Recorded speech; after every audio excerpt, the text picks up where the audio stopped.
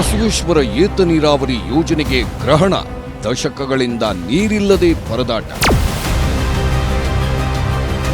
10 ವರ್ಷ ಆಯ್ತು, ಒಟ್ಟು ನೀರೇ ಇಲ್ಲ.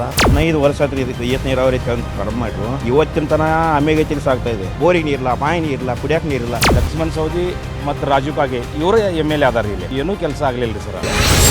2013ರ ಯೋಜನೆ ಪೂರ್ಣಗೊಳಿಸಲು ನ್ಯೂಸ್ 18 ಪಣ. ಅಧಿಕಾರಿಗಳ ಬೆನ್ನು ಬಿದ್ದು ಕಾಮಗಾರಿ ಮಾಡಿಸಿದ ನ್ಯೂಸ್ 18. ಸರ್ಕಾರದ ಬಹುನಿರೀಕ್ಷಿತ ಯೋಜನೆಯಾಗಿರುವಂತಹ ಏತ ನೀರಾವರಿ ಯೋಜನೆಯಿಂದಾಗಿ ಕಳೆದ ಹಲವು ವರ್ಷಗಳಿಂದ ಇಲ್ಲಿನ ಜನರು ಸಮಸ್ಯೆಯನ್ನ ಎದುರಿಸ್ತಾ ಇರುವಂತೆ 23 ಹಳ್ಳಿಗಳ 26,000 ಹೆಕ್ಟೇರ್ಗೆ ನೀರು. ನ್ಯೂಸ್ 18ಗೆ ಅನ್ನದಾತರ ಧನ್ಯವಾದ. ಬಸವೇಶ್ವರ ಏತ ನೀರಾವರಿ ಕಾಲುವೆಗೆ ಕೃಷ್ಣಾ ನದಿ ನೀರು ಹರಿದಿದೆ. ಕಾಲುವೆಯಲ್ಲಿ ನೀರು ಹರಿದಿದ್ದನ್ನು ಕಂಡು ರೈತರು ಸಂತಸ ಪಟ್ಟಿದ್ದಾರೆ.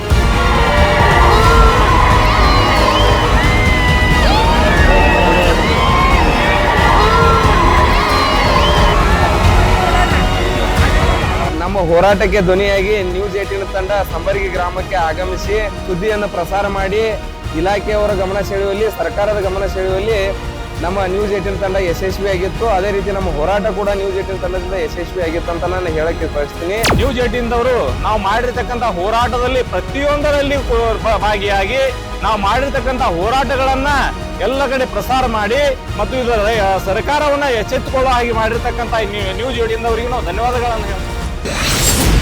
ಬಸವೇಶ್ವರ ಕಾಲುವೆಗೆ ನೀರು. News 18 mega impact.